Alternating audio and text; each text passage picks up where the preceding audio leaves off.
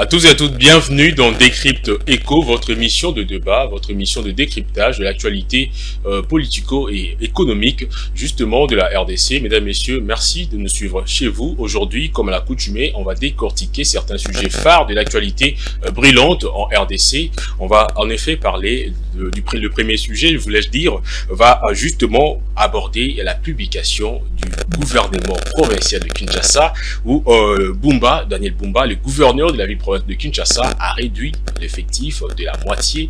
Et ben, on est passé de 20 à 10 ministres uniquement pour ces nouveaux gouvernements qu'il a promulgués récemment.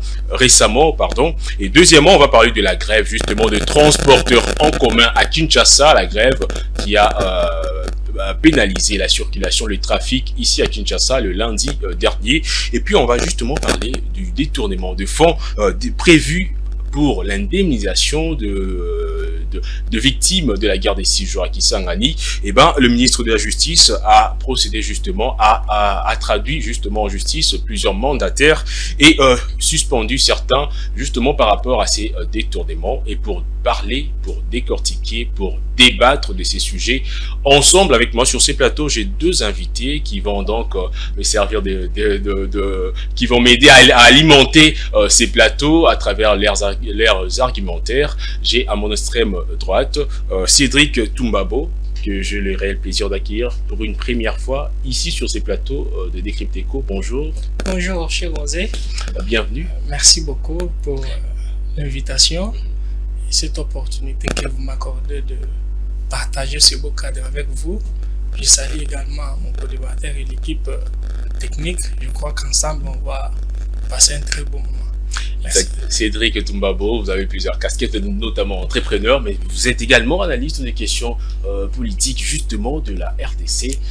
Merci de répondre positivement à cette invitation. À mon extrême gauche, j'ai Thierry Kabasubabo. Bonjour.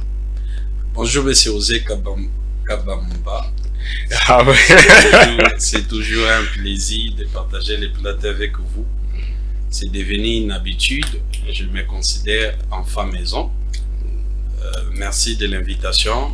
Heureux de partager également le plateau avec mon co-débatteur Cédric Toumbabo. Monsieur Cédric. Merci de l'invitation. Je rappelle que vous êtes juriste, avocat au barreau de Kinshasa, Matete. Évidemment. Voilà, alors le débat peut commencer ici sur ces plateaux. Eh ben, on a justement tous nous avons suivi cela récemment. Le gouverneur de la ville de Kinshasa a publié le nouveau gouvernement, son nouveau gouvernement provincial. Eh ben, Bumba a réduit son effectif qui est passé de 20 à 10 ministres. Il a donc enlevé le 10 commissaires provinciaux qu'il avait nommés. Il s'est donc conformé à la Constitution, on va le dire comme ça, à la suite justement du blocage de sa précédente décision par le ministre en charge, le VPM en charge de l'Intérieur. Alors c'est plutôt un choix judiciaire qui vise à apporter une gouvernance plus efficiente et conforme aux exigences légales. Thierry Kabasubabo, je commence par vous. Merci, monsieur Osé, de la parole. Il était évident que cet arrêté devait être révisé, tout simplement parce qu'un arrêté, pour qu'il soit publié ou qu'il produise des effets, il doit être conforme aux lois de la République, notamment à la première loi, la loi fondamentale qui est la Constitution, parce que tous les arrêtés, pour leur application, ils obéissent à un contrôle de constitutionnalité. Alors, avant que cela soit soumis à l'appréciation de l'organe qui contrôle la constitutionnalité des décisions administratives, le ministre qui assure la tutelle ou l'autorité hiérarchique peut également contrôler. Et c'est dans ce sens que le ministre, le VPM de l'Intérieur, qui est de surcroît un juriste avec une carrière autant politique que professionnelle louable, il ne pouvait pas laisser passer un tel arrêté qui n'était pas conforme à la loi fondamentale qui est la Constitution. Monsieur Osé, lorsque vous parcourez la loi fondamentale, la Constitution, notamment dans son article 98 au 5e alinéa, vous allez vous rendre compte que la Constitution dit de manière expresse. La Constitution n'est pas ambiguë. La Constitution dit que le gouvernement provincial ou le membre d'un gouvernement provincial ne peuvent pas dépasser 10 personnes ou 10 membres. C'est ce que dit la Constitution.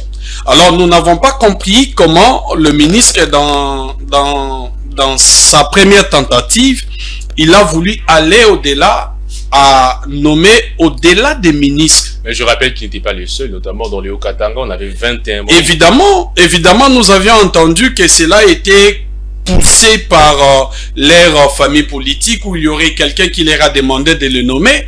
Et poussé par leur famille politique à violer une exigence constitutionnelle. C'est ça le problème. Parce que lorsque vous prenez le premier arrêté, vous voyez le vie, c'est-à-dire la motivation, qui ont amené à ce que ces premiers arrêtés soient pris avec 10 commissaires généraux. Je vois ici l'arrêté numéro SC-004-GVK-BLD. Arrêté du 24 juin 2024 pour ta nomination de commissaires généraux au sein de l'effectif de la ville de Kinshasa. Vous allez voir que la motivation pour prendre cet arrêt-là, le gouvernement s'est appuyé sur l'article 204 de la Constitution. Or, l'article 204 de la Constitution nomme les matières qui relèvent de la compétence des entités décentralisées, donc le province.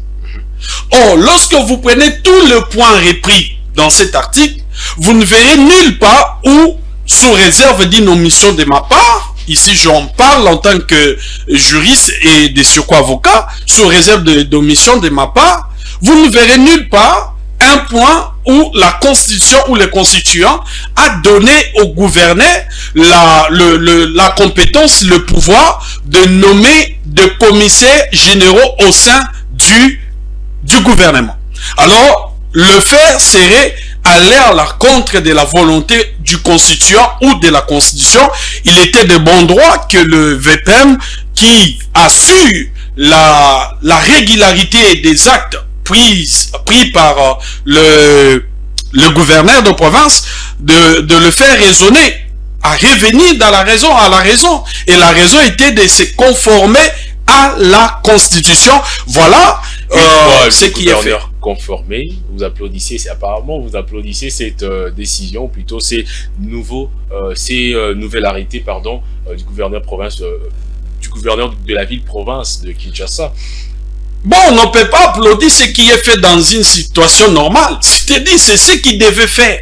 Il devait prendre un arrêté nommant 10 membres qui devaient concourir avec lui. Pour vous, le gouverneur Daniel Bumba n'a fait que se conformer à la loi. Ça n'a rien d'autre que se conformer à ce que veut la loi. Et ici, il n'a pas créé de nouveau. Il n'y a pas d'innovation ici. Ce n'est qu'une régularité, une conformité à la règle. Alors que, permettez-moi, mais seulement si je ne vole pas vos questions, nous avions constaté que ce gouvernement a 9 membres qui sont masculins et un membre qui est féminin. Je voulais d'ailleurs en venir justement, puisque vous avez déjà abordé la question. Un gouvernement misogyne, d'après vous? Bon, mais... Le mot semble assez fort. Permettez-moi, pour moi, ce n'est pas une question de la parité ici, bien qu'on pouvait vouloir ou souhaiter qu'il y ait plus de membres féminins composant ce gouvernement. S'ils pouvaient au moins aller dans une portion de 7-3, ça pouvait s'expliquer, mais là, c'est lui seul, il sait pourquoi est-ce qu'il a voulu que son gouvernement soit composé de 9. Dame Yvette Tembo occupe donc le poste de ministre des Finances. Qui n'est pas le montre, le ministre des Finances et du Budget, elle est chargée de l'ordonnancement de finances de la ville. Nous espérons que, puisque c'est une femme, lorsque la maman gère l'argent de la ville, nous espérons que ça sera géré à une maman responsable. Ouais, alors je vais donner la parole à Cédric Toumbabo. Le gouvernement Daniel Bumba, on a attendu cela, les Quinois ont fait plusieurs semaines, ils ont patienté pendant plusieurs semaines pour attendre ces nouveaux gouvernements. gouvernement. On a eu le premier arrêté, comme je le disais tout à l'heure, avec votre co-débatteur, du 24 juin 2024. Premier arrêté qui nommait 10 ministres ainsi que 10 commissaires provinciaux. Finalement, on a un deuxième arrêté qui va annuler le précédent, l'arrêté du 31 juillet, qui nomme donc 10 ministres à la tête du gouvernement, disons, à la tête de postes justement ministériels dans la ville-province de Kinshasa. Un petit mot, Cédric Toumbabo. Ok, merci encore une fois de plus, cher Osé. Avant de parler personnellement, avant de parler de l'arrêté du gouvernement, je veux parler d'abord de la personne elle-même, le gouverneur de la ville. C'est mon point de vue, je suis congolais, je suis libre et ne m'inspire pas confiance. Il est vrai qu'il doit bénéficier quand même du minimum de doute, bénéfice du doute, mais moi personnellement, pour les raisons qui sont les miennes, en tout cas, je n'espère pas quelque chose de beaucoup plus consistant pour les Quinois. Okay. Alors, venons-en au fait. Au fait, la taille réduite du gouvernement, la taille est... L'enveloppe salariale également des membres est réduite. Bien sûr. Une bonne chose. Une bonne chose par rapport à quoi? Parce qu'il nous a d'abord, consommé plus d'un mois. Il a publié un gouvernement de 20 membres, alors que la Constitution est très claire. Je crois, mon cher en face a évoqué l'article 198 de la Constitution. Ici, il est dit clairement. Il est vrai que tout le monde ne peut pas interpréter la Constitution, bien sûr, mais il y a des dispositifs ici dans la Constitution que tout le monde, que chacun peut lire, même un enfant de l'école primaire, lire et comprendre. Lorsqu'on vous dit, l'alinéa 3 de cet article vous dit, le membre du gouvernement ne peut dépasser 10. Est-ce qu'il y a matière à interpréter là-bas? Il y a un avocat en face de moi. Est-ce qu'il faut interpréter ça pour un gouverneur? Non. De 2. Parce que vous dites il s'est conformé à la loi. La même article, l'alinéa 2. Qu'est-ce qui est dit là-bas? La Constitution dit quoi? Les membres du gouvernement ou le gouvernement provincial doit compter ou doit tenir compte de la représentativité. La représentativité. Ok? L'alinéa 2 de cet article. Est-ce que dans ces gouvernements, parlons-en, est-ce que la représentativité est respectée? Pire encore, vous savez, nous sommes au Congo, nous sommes en RDC, et le gouverneur de la ville, il est le représentant direct du président de la République. Le représentant du président de la République. Comment expliquer? Vous représentez un champion de la masculinité positive de l'ONU. Ok? Vous publiez un gouvernement de 10 membres avec une seule femme. Comment ça s'explique? Yvette Tembo, ministre de... Comment ça s'explique? Vous expliquez ça comment? Alors que le président lui-même a donné l'écho, il a une première ministre femme pour la première fois dans l'histoire du pays. Il y a une femme qui occupe plusieurs postes de responsabilité ici. Notamment la ministre de l'Environnement. Maintenant, lui, gouverneur de la ville, il ne fait pas la lecture de la politique interne du pays. Il ne suit pas de près ce qui se passe. Et quels étaient les critères pour accéder à ces postes-là? Ou bien c'est juste les dictats politiques pour satisfaire les camps politiques? Oui, les politiques nous gèrent, mais il faut aussi poser la question sur la méritocratie. Nous avons un problème aujourd'hui parce qu'on ne place pas la personne qu'il faut à la place qui fait défaut. Justement, vous parlez de la méritocratie. Est-ce que les personnes qui sont là n'ont-elles pas mérité leur poste? Mérité ou pas, on le verra à l'œuvre. Comme je vous dis, alors, je reste... Vous voulez le voir à l'œuvre? C'est quoi la priorité d'après vous pour la ville-province de Kinshasa? Les priorités, ils sont... Nous avons le problème multidimensionnel dans cette ville. Nous allons évoquer la question du transport, c'est un problème. Nous avons un problème de sécurité, c'est un problème. Le problème majeur, c'est là qui guette les paisibles citoyens. Il y a des quartiers que vous ne pouvez pas vous promener à 19 h. Nous sommes en pleine capitale. Et tout ça, ce sont des défis qui veillent à ce qu'on ait non seulement un dirigeant, mais un leader aussi. Celui qui peut se placer devant et donner un mot d'ordre. Et nous, les autres, on suit. Et quand il commence avec les tâtonnements, avec des choses beaucoup plus simples comme ça, je ne suis pas avocat. je ne suis pas non plus quelqu'un du droit, ok, mais le petit dispositif comme ça de la Constitution, ça ne nécessite pas qu'on aille à l'université 10 ans pour apprendre les droits pour les comprendre. Et surtout que le gouverneur a un cabinet.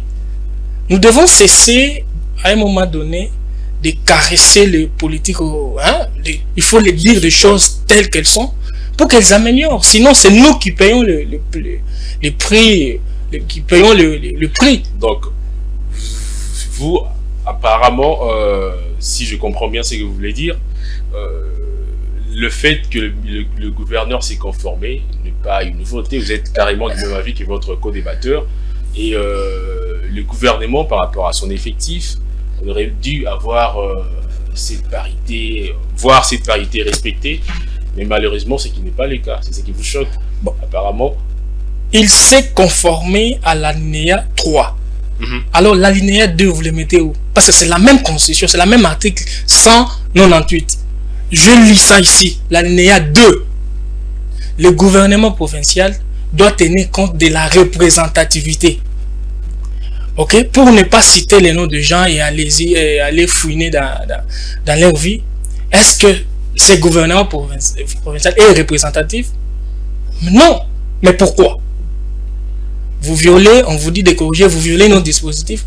Bon, je ne sais pas si les juristes peuvent nous dire ce que ça veut dire représentativité. Mais pour moi, mon entendement, j'estime que en corrigeant l'alinéa 3, il a presque piétiné l'alinéa 2. Et en dehors de ça, nous avons évoqué la question de participation de femmes. Nous sommes dans un pays où les femmes subissent des violences de tout genre. Il faut les encourager, il faut les motiver, il faut qu'ils comprennent qu'ils ont aussi les droits, comme les hommes, d'occuper ou de gérer aussi des cités comme les hommes. Et le président de la République a donné l'écho en nommant la première ministre, pour la première fois une femme. Et au gouvernement, nous avons les ministres femmes, affaires étrangères, ils sont nombreuses. Ils sont là, elles sont là. Mais comment expliquer que dans le gouvernement provincial, vous donnez 10% aux femmes? C'est pas quand même bien, j'estime que les gouverneurs... Alors, on ne va pas s'attarder indéfiniment sur le nouveau gouvernement de la ville-province de Kinshasa. Il y a également d'autres sujets. Comme je le disais dès l'entame, je vais rester avec vous, Cédric Toumbabo. En début de semaine, vous l'avez certainement remarqué, il y a une grève de transporteurs en commun à Kinshasa. Une grève qui a paralysé la circulation ici. Une grève qui coïncidait avec, au même moment, il y avait... la société de transport également public Transco où le travailleur avait décrété également en parallèle une grève avant de la lever un peu, je crois, le lendemain même. Cette question relance justement la problématique de la grille tarifaire ici à Kinshasa. Récemment, dans les couloirs, on discutait justement de ça. On a établi une nouvelle nomenclature de prix du carburant à la pompe. L'État, vu que la subvention dans ces secteurs commençait à peser sur le trésor public, eh ben, on avait majoré tant soit peu le prix dans certains coins, notamment dans la partie ouest du pays, y compris Kinshasa et le Congo central. Aujourd'hui, on a une nouvelle nomenclature de prix, mais le quid du respect de la grille tarifaire?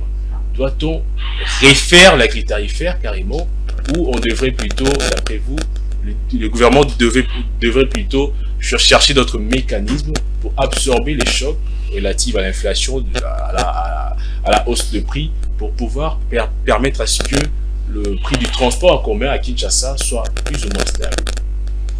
Ok, je crois que nous sommes congolais. Nous vivons tous à Kinshasa et cette situation nous a tous frappés. Ce n'est pas la première fois. Les grèves, nous en avons connu dans ces pays. Les gens ont marché, ils ont manifesté. Et ça, c'était une grève spontanée? Oui, c'était spontané. Pourquoi? Même si on corrigeait la grille tarifaire aujourd'hui. En vigueur. Ouais. Est-ce que ça a résolu le problème? C'est quoi les problèmes? C'est quoi les problèmes d'après vous? Ici, on n'est pas un pays à part. Nous sommes sur la Terre, sur la planète, et au monde, il y a de grandes villes comme Kinshasa ailleurs. Et nous savons, et nous voyons comment les choses se passent. Ici, quand l'offre devient de plus en plus croissante que la demande, et la conséquence ou les conséquences seront répercutées au niveau du service. Ok? Quand vous vous retrouvez dans un arrêt de bus, vous êtes à 100 alors qu'il y a 2 motos. Pensez-vous que le motard vous prendra à 1000 francs comme d'habitude? Parce que la demande est beaucoup plus croissante que l'offre. Il va augmenter. Et ça, c'est naturel. C'est naturel. L'humain... Est-ce un problème de la loi de l'offre? Bien sûr, je vais en Ou bien c'est un problème de manque en fait des rigueurs dans l'application stricte de la grille tarifaire en vigueur ici à Kinshasa? Je vais en arriver. Okay. Pourquoi j'ai abordé directement la loi de l'offre et la demande? C'est parce que une ville comme Kinshasa ne peut pas manquer un transport de masse. Kinshasa, plus de 15 millions d'habitants. Vous n'avez pas un transport de masse. Et les transco, nous en avons combien de bus? Combien de bus et pour combien de gens? C'est un problème. Même si vous affichez le prix, vous allez respecter. Parce que je suis privé, j'ai mon véhicule, j'ai ma moto, je fais ce que je veux. Mais au moins, c'est vrai qu'il faut.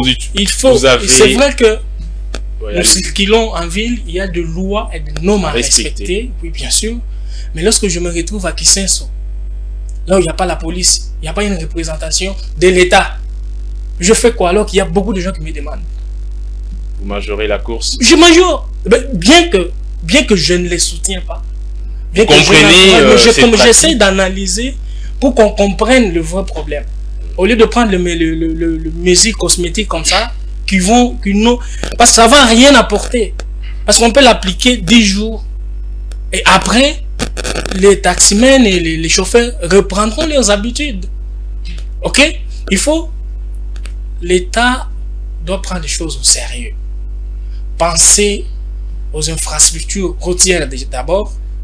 Penser ne pas nous donner les métroquines dans le virtuel comme l'ancien gouverneur l'a fait. Mais n'est-ce pas là une solution palliative au problème d'embouteillage criant ici à Kinshasa? Parce que vous avez tout à l'heure, vous le disiez, Kinshasa regorge plus de 10 millions d'habitants. Alors pour une ville aussi peuplée, il est tout à fait normal que le transport en commun pose problème compte tenu des embouteillages monstres que nous remarquons déjà. Voilà pourquoi on cherche des solutions palliatives pour contourner justement ces problèmes. Les embouteillages, c'est un autre problème évidemment parce que ça occasionne également la flambée de prix des courses, ça on les remarque. Mais lorsque vous dites que vous comprenez que le chauffeur majore le prix de la course, n'est-ce pas là un problème on va les dire, de vulgarisation, un problème de vulgarisation, ou plutôt un problème d'éducation routière? Parce que si une personne est consciente de ce qu'il doit faire, de ce que l'État l'exige, même si vous quittez Gombe pour Kisenso, pour Ntélé, la personne va appliquer cela sans pour autant qu'il y ait contrainte. Ok, je ne fais que présenter le fait. Je n'encourage pas et je ne suis pas en train d'appuyer ces actes-là. Mais j'analyse. Ok. Vous êtes humain, je les suis. Chaque humain a toujours été derrière ses intérêts. Qu'on ne vous trompe pas. Quand je me retrouve devant un fait et qu'il y a l'absence, parce qu'il y a des endroits où il y a l'absence totale de l'État. Ok? Je fais ma loi. Ok? Parce qu'il faut que l'État existe, il faut que le pouvoir public existe. Dans le pouvoir public dans les secteurs du transport en commun est quasi inexistant. Bon, nous sommes à Kinshasa, bon, je ne peux pas dire que ça il est quasi inexistant, mais au moins nous sommes à Kinshasa, nous connaissons les réalités. Moi je suis à Kitambo, et à Kitambo, vous arrivez le matin pour partir en ville, les taxis c'est 2500. Arriver à 14 h, c'est presque 1000 francs, 1500. Comment expliquer ça? Il y a des policiers là, il y a le PCR, il y a les services de l'État qui circulent là. Mais parmi les solutions, en tout cas, on a vu le gouverneur de la ville-province de Kinshasa, Daniel Bumba, vouloir relancer les cadres de concertation avec les associations de ces secteurs. Il y a eu réunion avec le caucus de ces associations de chauffeurs. Et puis, le lendemain, on a senti que la circulation avait repris. N'est-ce pas là une chose assez prometteuse? Est-ce que la circulation a repris? Est-ce qu'on a résolu le problème des transports? Qu'est-ce qu'il faut alors faire pour résoudre ces problèmes-là? Commencez par aborder le vrai problème. Nous avons un problème de route. Ok, on y va. Ok, nous avons un problème de transport de masse. Nous avons un problème de sensibilisation. Il faut sensibiliser le peuple et les chauffeurs qui font ces activités-là. Vous comprenez? Et si on se bat sur ce point-là, je crois qu'on peut sensibiliser les gens qui font ces pratiques-là. Imaginez-vous, nous sommes à Kitambo. Ok? Il y a une moto qui part vers Gare Centrale. Un train qui part vers Gare Centrale. Vous préféreriez prendre que le moyen de transport, le train ou la moto? Forcément la moto. Et forcément les trains. Ok? Alors, ils vont nous faire quitter, qu'ils cessent de nous faire vivre les choses dans la virtualité. Comme l'ancien gouverneur. Nous avons vécu le Métrokin ici, chanté même par les musiciens. Métrokin, mais virtuel. Il a quitté le pouvoir. Mais alors, d'après vous, quelles sont les pistes des solutions à préconiser? Les pistes de solutions à préconiser, je viens de les dire ici, il faut d'abord commencer par la sensibilisation des conducteurs, ok, renforcer le feu de signalisation dans nos routes, ça n'existe presque pas, ok. Et même quand ça existe, on ne les respecte pas. Mais c'est pourquoi je parle de la sensibilisation. Voilà. On va sensibiliser les gens, mettre le feu de signalisation, résoudre le problème des routes secondaires qui nous manquent, et aussi penser très vite à mettre en place un moyen de transport de masse. Ça existe même ici en Tanzanie, les petits pays à côté de nous. On peut copier. Nous avons déjà la société Transco. Vous savez, Transco, nous avons combien de bus là-bas, Transco? Je reviendrai peut-être si vous me donnerez l'occasion pour qu'on en parle. Parce que on a déjà une société de transport public. Vous demandez à ce que le gouvernement puisse créer encore une autre société pendant qu'il y a une société qui existe déjà, au lieu de renforcer... La société Transco existe, mais la société n'est pas à mesure de couvrir les besoins. Voilà, d'où il faut il faut faire appel ou recours. Nous avons ici, il y a un projet. Ouais. L'ancien gouverneur Ngobila avait un projet ici de Métrokin. Un train peut vous prendre 200 personnes du coup. Ok? Ça résoudra les problèmes forcément. Et là, on doit encore chasser tous les gens qui ont construit le long du chemin de fer. Mais bien sûr. Mais c'est ce qui démontre la suffisance, l'absence, ok, de l'autorité de l'État dans certains coins. Comment vous pouvez construire sur la voie ferrée? Comment? C'est compliqué. C'est pourquoi l'État doit prendre les choses au sérieux, penser déjà à ces pistes de solutions. Je crois que on peut avoir une réponse durable. Ce qu'ils font là, on a connu les grèves, on les connaîtra encore, parce que la question n'est pas résolue. La question n'est pas résolue d'après vous, Thierry Kabasoubabo. La question n'est pas résolue. Vous êtes du même avis que votre co-débatteur. La grève récemment a suscité moult réactions au sein de l'opinion quinoise.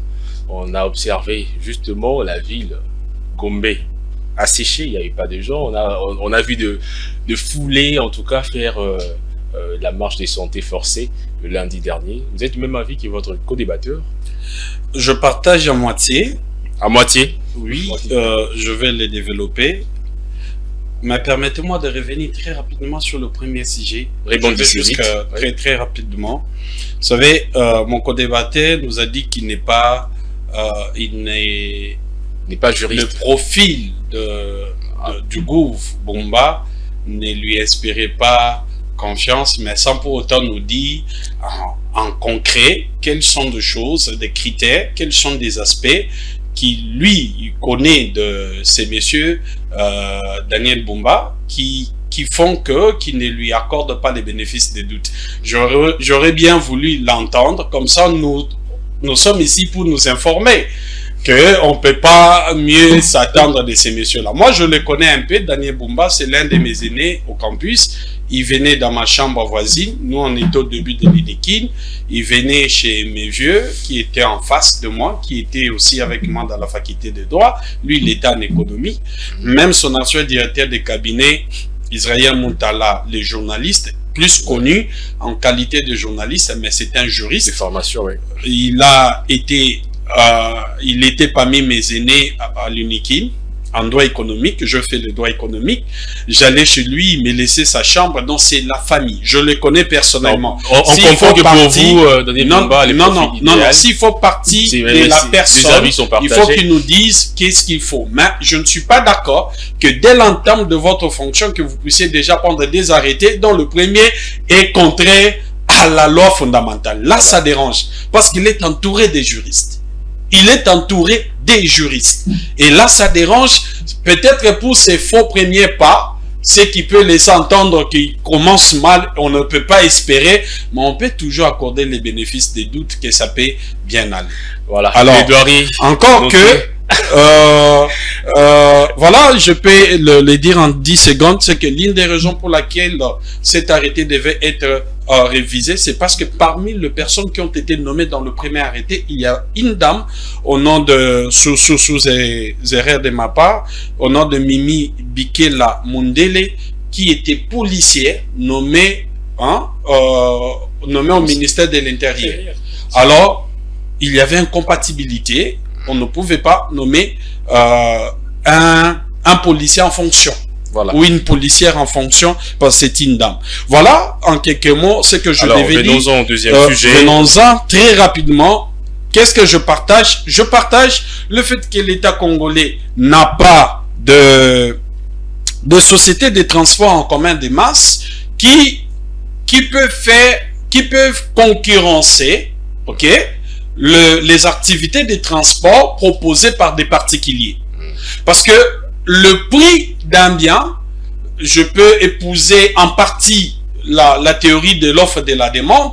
Le prix d'un bien est également fixé en fonction de commerçants sur le marché. C'est-à-dire s'il y a plus de biens et services à offrir et qu'il y a moins de consommateurs ou de clients, le prix de ces biens-là et services sera réduit. Comprenez? Alors ici, vous rejoignez, monsieur en partie. Je précise pourquoi je les rejoins. Ça devait être mon analyse au fond. Mais avant d'arriver au fond, en tant que légaliste, je mets partie de la forme d'abord. Je ne suis pas d'accord pour cette grève. Pour une simple raison, je m'appuie ou je rejoins le ministre du Transport provincial qui a relevé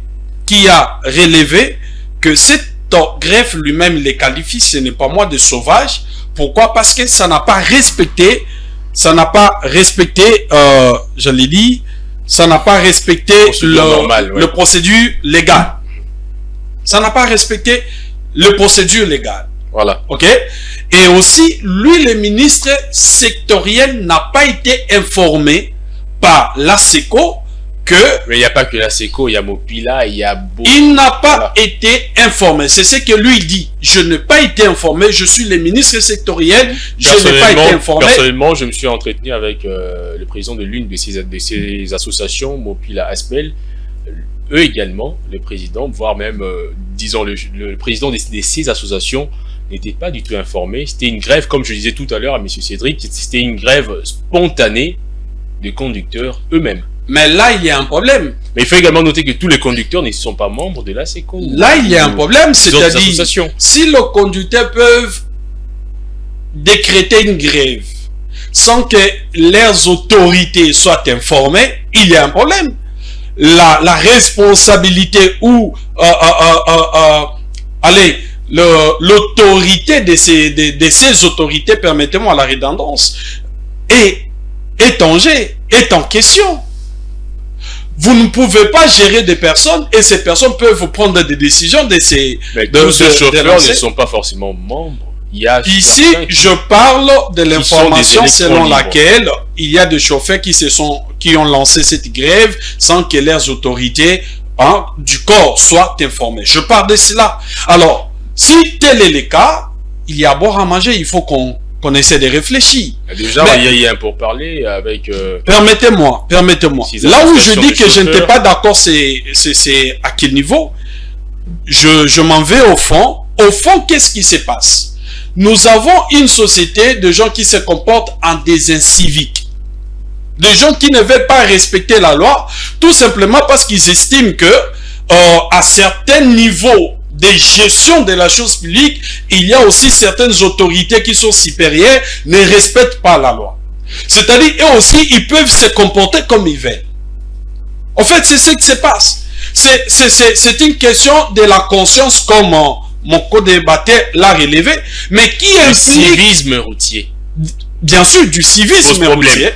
Du civisme routier qui implique les responsabilités. On ne peut pas accepter ce qui se passe. Nous devons partir du principe qu'ils ont choisi de faire ce commerce-là. Mais ils ont évoqué entre autres, parmi les raisons ayant conduit à cette trêve, il y avait des tracasseries. On a vu des images sillonnées sur la toile de policiers remettre aux clients de l'argent parce que le chauffeur avait majoré la course. Et cette course-là n'était pas du tout payée. Vous arrivez à destination parce que au lieu de 1500, on a mis 2000 francs. On a fixé 2000 francs le montant de la course.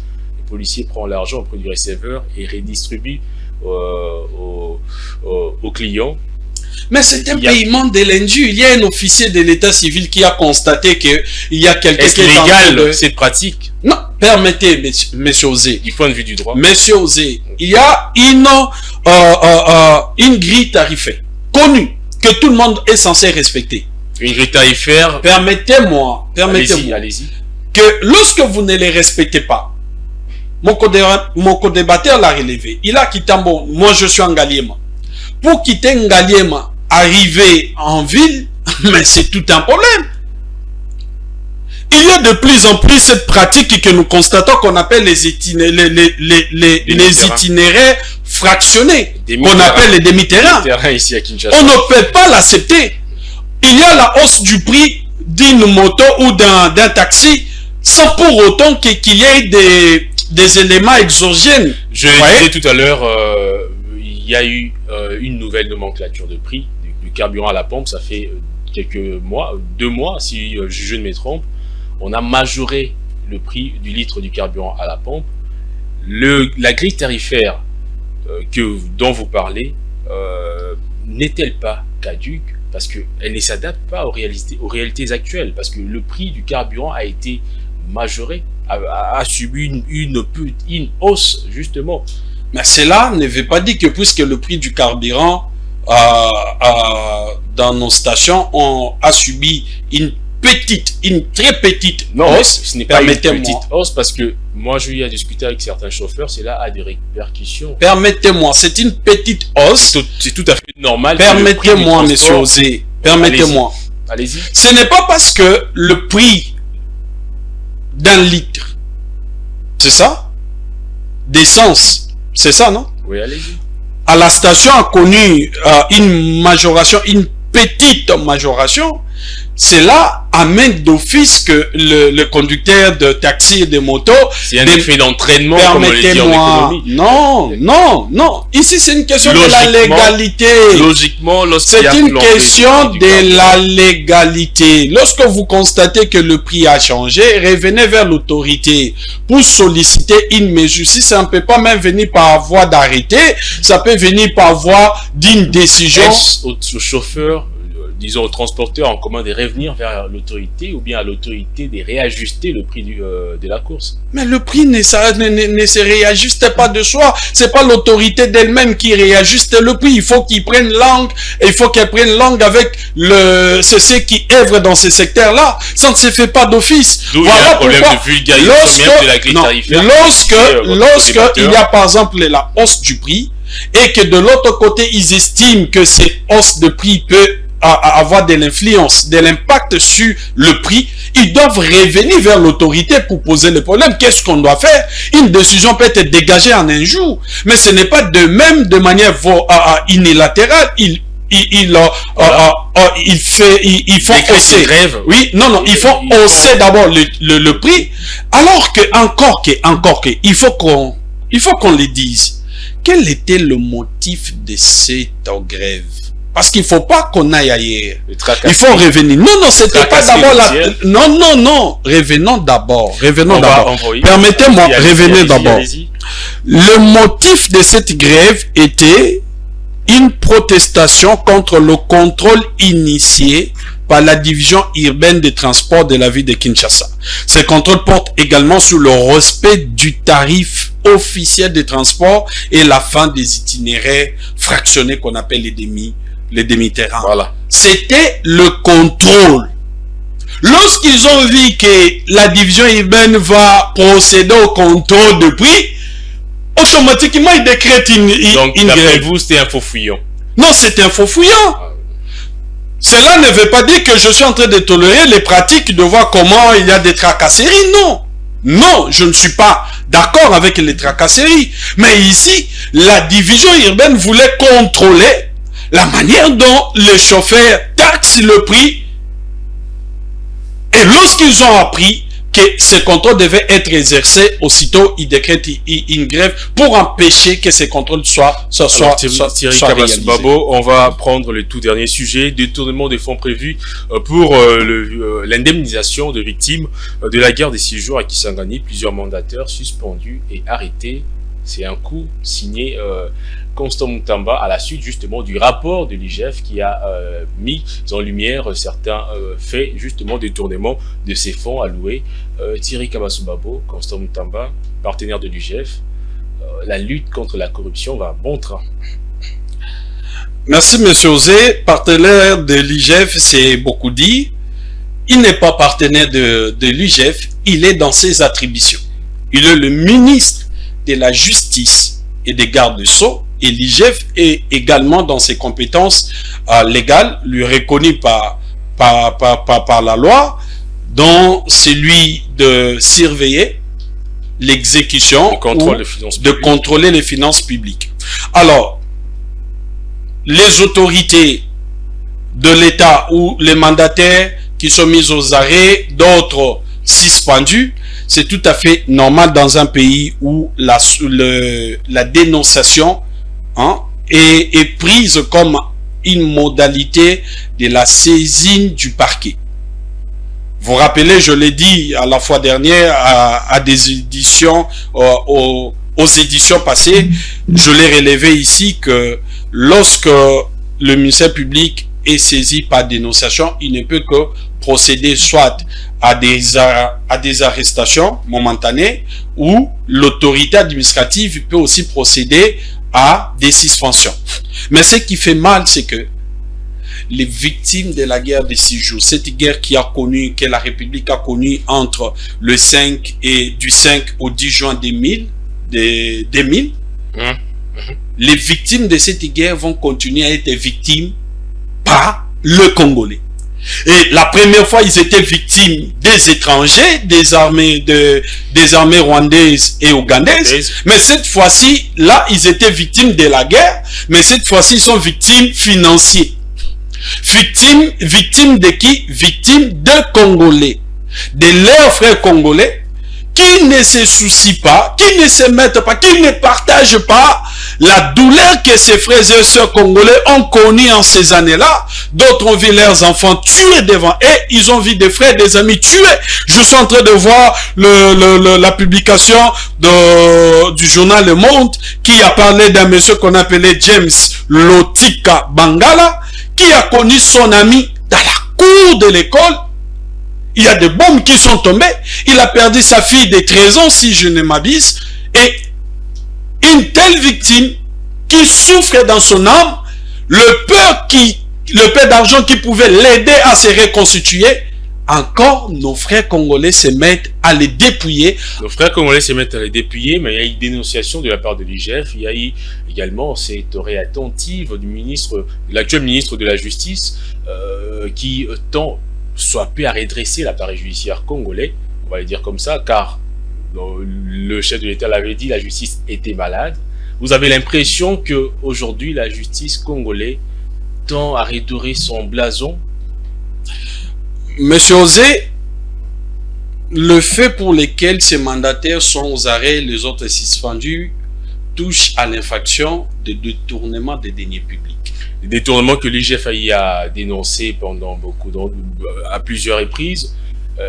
Mais avec Constant Mutamba, avez-vous l'impression que finalement on sent cette volonté-là de mettre un terme à ces détournements flagrants à chaque fois?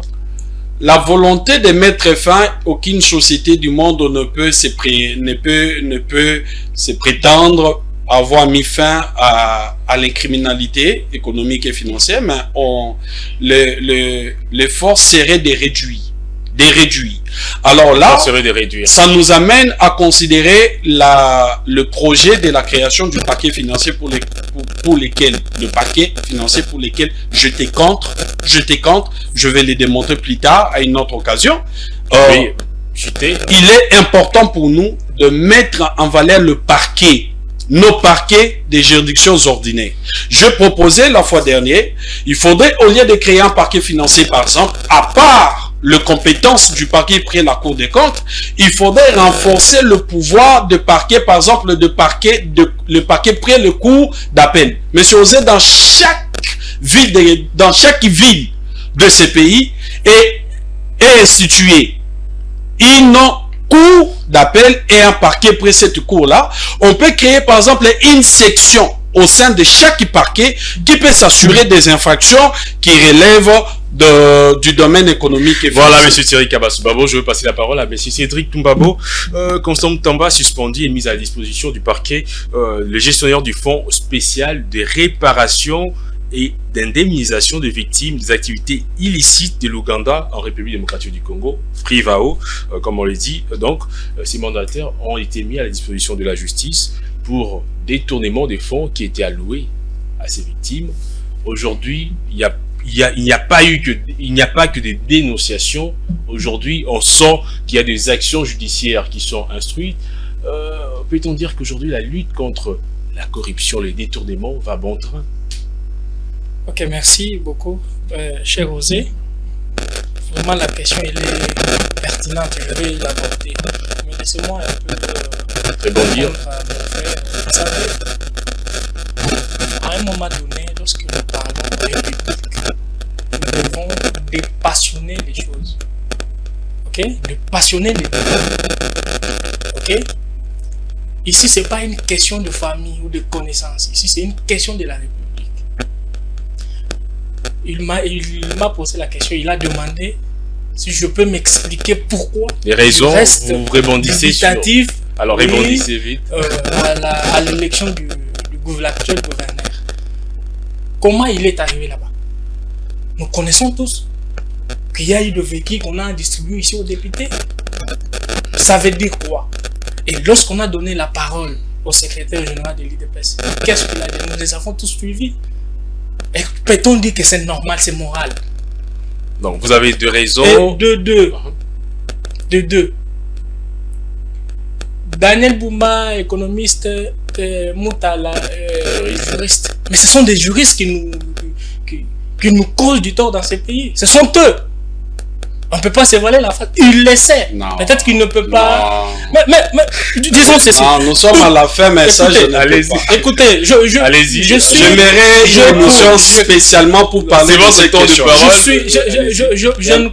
Je ne pense pas vous avoir. Mes propos n'ont pas un caractère péjoratif. Je ne crois pas vous avoir offensé, je ne fais que constater. Ce que je dis, c'est mon point de vue. C'est que je ne sais pas une parole d'évangile. Vous pouvez donner votre point de vue là-dessus. Mais nous sommes Congolais, on connaît comment les juristes, lorsqu'ils entourent les autorités, comment ils les induisent à commettre certaines... Non. Parce que il a un cabinet, son directeur de cabinet est juriste. Comment expliquer? Comment vous expliquer? Parce que la constitution est claire. Il a certainement compris vos raisons. Alors revenons sur les détournements des fonds alloués aux victimes de la guerre des 6 jours à Kisangani. Juste là, rien ne prouve que ces gens-là ont détourné. Ok? Il jouit, je crois, la présomption d'innocence. Il jouit de la présomption d'innocence. Et l'UGF a terminé ses enquêtes et il a remis le rapport à le rapport à qui le droit. Et je crois que quand le juge ou le procureur instruit, il instruit à charge et à décharge. Ça, ce sont eux qui nous ont enseigné. Et c'est vrai. Ok? Jusque là, j'ai suivi le porte-parole du gouvernement, Patrick Mouyaya. Qu'est-ce qu'il a dit hier soir? Ces gens-là ne sont pas arrêtés pour les détournements. On les a. Ce sont des mesures conservatoires. Voilà. Parce que l'argent se retrouve actuellement à la banque. Je l'ai suivi. Le ministre Mouyaya, porte-parole du gouvernement. Alors, laissons la justice faire son travail. Lorsqu'il y aura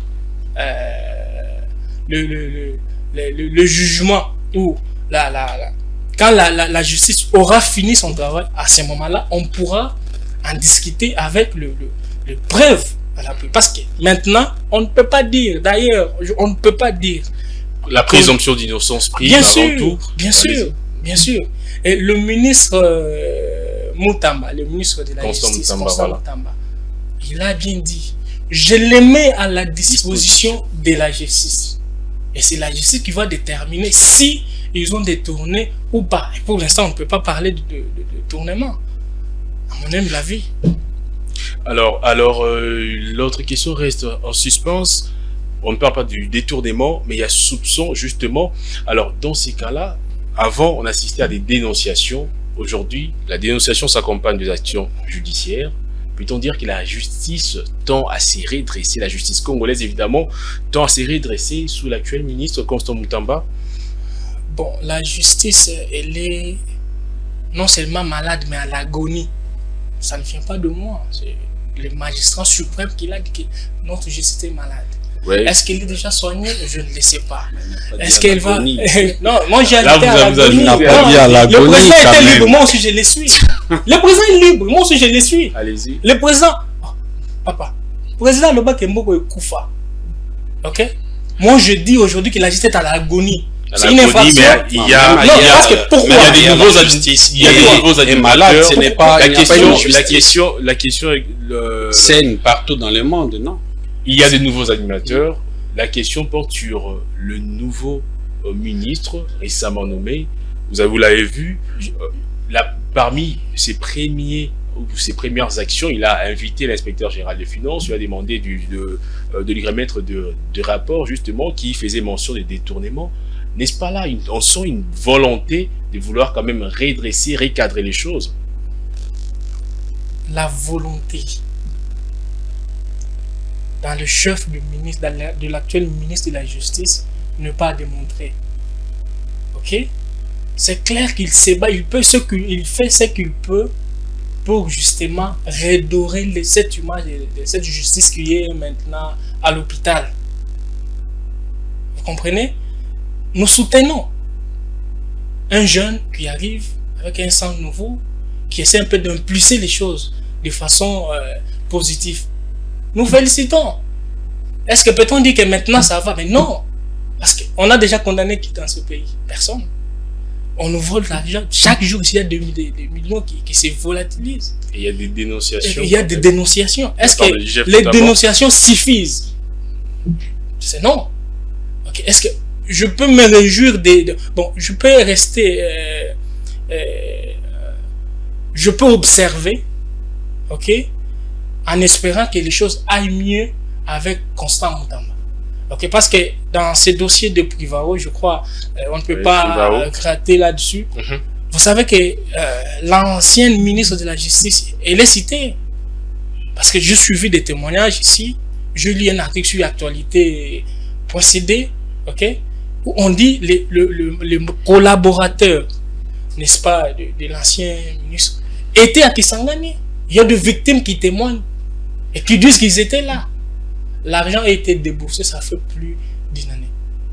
Pourquoi le vrai victime... 160 millions de dollars sur les 325 millions entendus, je précise. Et donc voilà. Et puis je vais dire un mot sur ce que mon frère a dit. Oui, un dernier mot. Vous savez que Congolais, nous devons être sérieux. Si vous visualisez les images de 2000 pendant 7 guerres de Kisangani, vous ne pouvez pas supporter. Et rien que les témoignages que nous avons suivis aujourd'hui à la RTNC, c'est insoutenable. Mais comment vous détournez l'argent des victimes? Voilà. Les étrangers nous tuent. Et ils sont encore purs que les étrangers parce qu'ils ont les sangs congolais. Comment vous pouvez malmener vos propres frères comme ça? Il y a les gens qui ont perdu leurs femmes, leurs maris, leurs enfants, leurs parents. Et même cet argent-là, c'est insignifiant parce que je ne pense pas qu'une famille ou une personne aura et où il va percevoir 100 000 balles. Rien ne remplace un être. C'est insuffisant. Mais pourquoi vous vous mettez à faire vos listes avec les personnes qui n'ont rien à voir avec la guerre? Qui ont tout perdu. Mais nous sommes arrivés à ce point comment? C'est inexplicable. Voilà, c'est donc un appel au patriotisme et surtout à l'humanisme, car on est avant tout congolais, mais surtout humain. Merci beaucoup, monsieur Cédric Toumbabo. Oui, merci, cher. Merci également à maître Thierry Kabassi. Merci beaucoup, monsieur. Je sais qu'en fait, on aurait pu parler pendant des heures, mais comprenez que la télé, c'est les temps. Merci, on aura l'occasion de vous avoir sur ces plateaux prochainement pour discuter d'autres sujets, car l'actualité ne manque jamais. Et donc, merci également. Très disponible. Merci également à vous, très chers téléspectateurs. Le programme continue sur Ecofin Télévision. On se retrouve prochainement pour un nouveau numéro de Décrypte Eco. Au revoir.